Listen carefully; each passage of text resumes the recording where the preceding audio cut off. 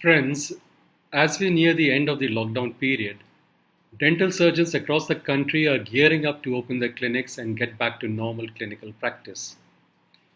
Even as they prepare to do so, there is apprehension about the changed circumstances under which they now have to perform their duties, and real fear exists about the possibility of contracting or transmitting the dreaded COVID 19 from a carrier of the SARS CoV 2 virus. When and how and with what precautions should one open the clinic are the questions in everyone's mind right now. Several excellent webinars, videos, and written guidelines have been prepared by competent authorities which address precisely this dilemma, and the health industry has flooded the market with protective equipment and products meant to make the working environment safe for the dentist and his patients. In spite of all these precautions, there still exists a lurking fear in the minds of the practitioners about whether it is just a matter of time before the infection touches their lives, given the highly contagious nature of the disease. Just to put the magnitude of the problem in perspective, let me share some data with you. An ICMR study dated 24th March 2020 states that at the peak of the disease, 1 to 10% of the population will be infected with the virus. Extrapolated to the entire Delhi population of 18.6 million, that would average at about 10 lakh positive cases.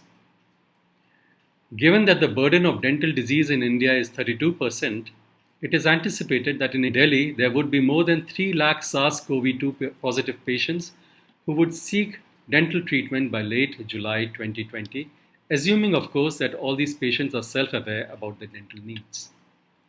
It is very likely, therefore, that within the next 2 months, your clinic will be visited by at least one patient who is affected by the SARS CoV 2 virus. Since it is not feasible to test every patient for SARS CoV 2 virus by RT PCR, the challenge is to identify these high risk patients who can potentially transmit the disease. In this presentation, I will briefly discuss the disease dynamics as per our current understanding of COVID 19.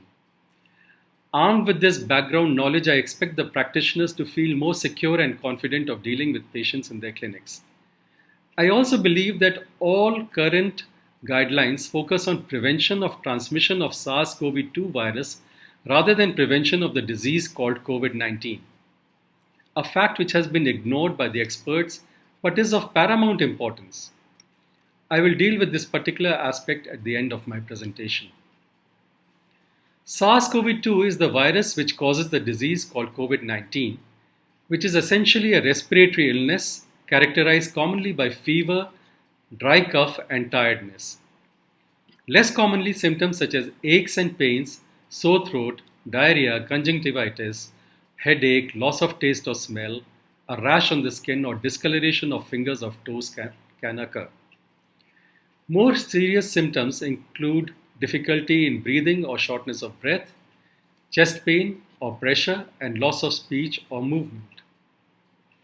A patient exposed to SARS CoV 2 will take an average of 5 to 6 days to develop symptoms of COVID 19, but this interval could be as long as 2 weeks. This is known as the incubation time or period. Once the symptoms appear, in absence of a targeted therapy, the disease could run a mild or moderate or severe course over the next 2 weeks, when fever and dyspnea start to subside. Cough can take slightly longer to subside. Patients are considered cured if they are not feverish for 3 or more days and test negative in 2 consecutive RT-PCR tests 24 hours apart. A period of 2 weeks of self-quarantine after recovery is recommended, after which he is allowed to resume normal social behavior.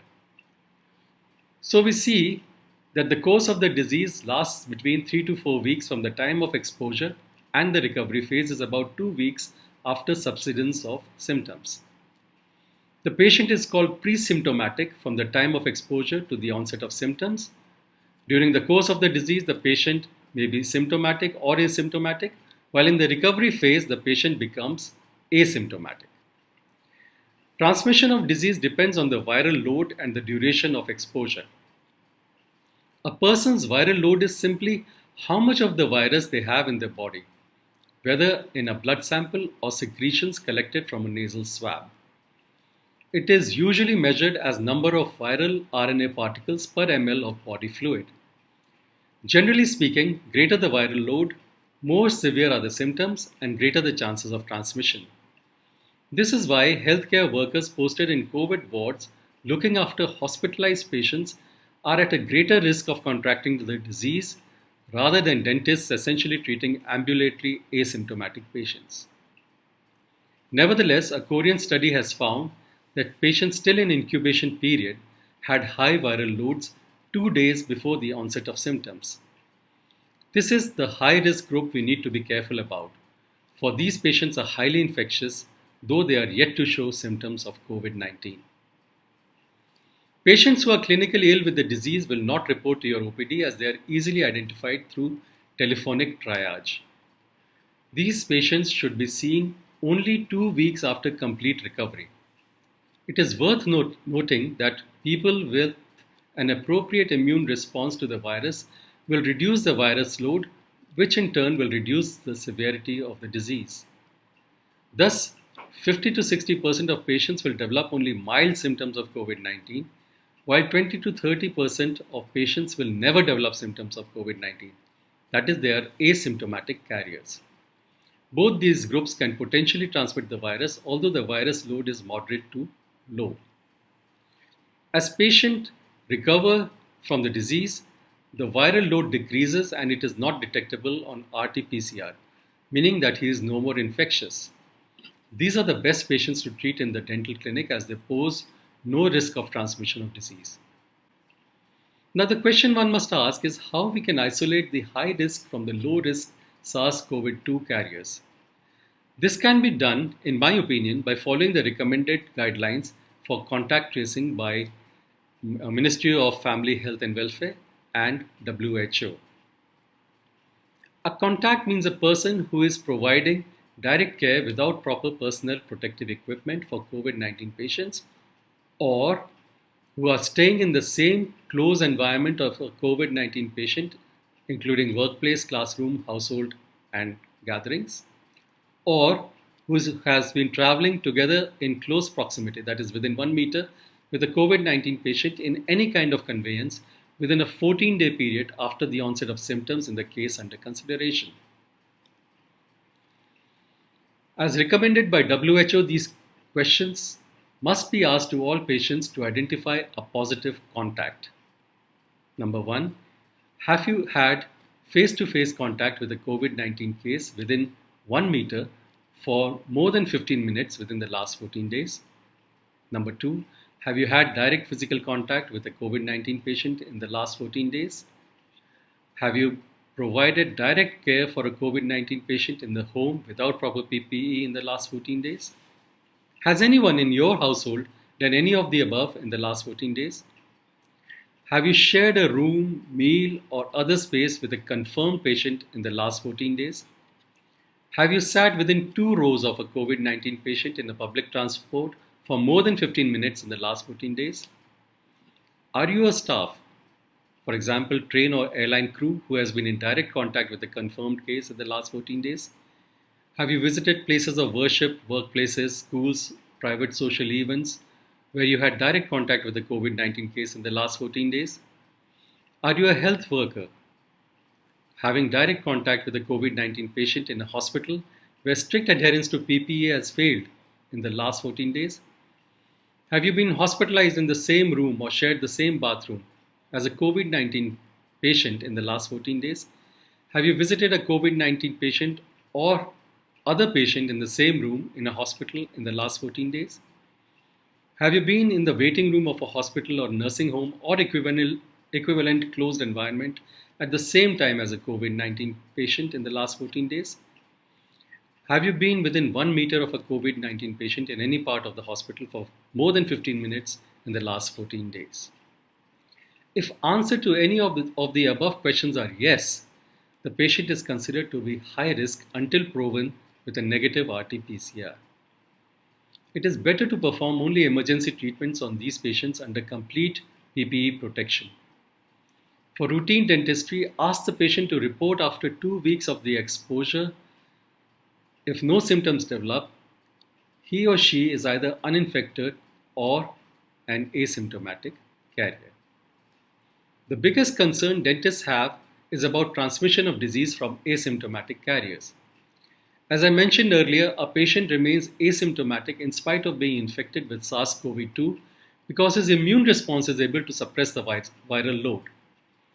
However, some studies have shown by RT-PCR that an asymptomatic patient has the same level of viral load as a symptomatic one, implying that this may have a role to play in disease transmission.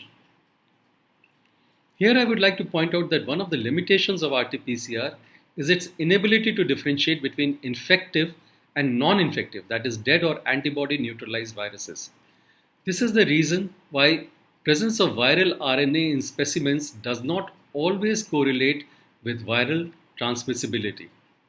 In fact, there is no good evidence that asymptomatic people who never develop symptoms are able to transmit the disease.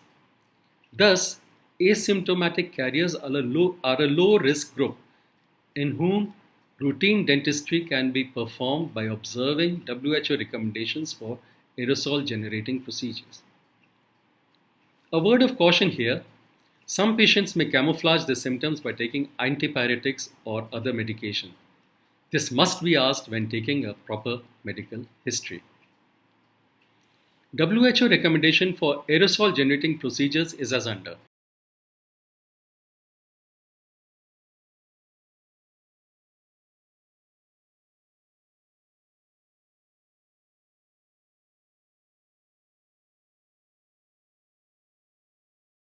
To summarize, there are three categories of SARS-CoV-2 positive but asymptomatic patients who might visit your clinic for dental treatment. Number one are the pre-symptomatic cases who are having a high viral load, thus are potentially highly infectious. These patients should ideally be postponed for 14 days for review, not treatment. If that is not possible, emergency non-aerosol generating procedures may be done with complete PPE and all other precautions. Secondly are the mildly symptomatic or asymptomatic cases. Make sure that they have not suppressed their symptoms by medication. These cases have a low viral count but could still be infectious. Routine dentistry can be started with WHO recommended infection control measures for aerosol generating procedures. And thirdly are the recovered cases. Now 14 days must have elapsed after the subsidence of fever before routine dentistry can be started with WHO recommended infection control measures for aerosol generating procedures. These patients are negative for virus and cannot transmit the disease. Finally, let me come to the other issue which does not find any honorable mention in any guideline for dentists, which is COVID-19 prophylaxis. The infectious dose of a virus is the amount an individual needs to be exposed to in order to contract the disease. As SARS-CoV-2 is a new virus, it is not yet known how big the dose needs to be for a person to become ill. But for similar flu viruses, it is only a small amount of particles. This being so, it is a real possibility that in spite of all precautions, we will be infected with the virus at some point in our lives, not necessarily from our clinic environment. The good news is that if one is below 50 and healthy, 80% chances are that the disease will be mild. However, if there are means by which we can reduce the chances of developing serious illness, we must not ignore them. I'm not going to go into details about the pros and cons of certain measures I'm listing here, nor the mechanism by which they allegedly protect against SARS-CoV-2 virus. I encourage you to Google for more information if you are interested. I only recommend them because I feel these are harmless and may have some merit in an otherwise grim situation when there are no specific therapies or vaccine on the horizon. Lifestyle changes. Give up smoking. Keep your blood sugar in check. If asthmatic, avoid steroid-based inhalers. Get enough sunlight to keep your serum vitamin D levels up.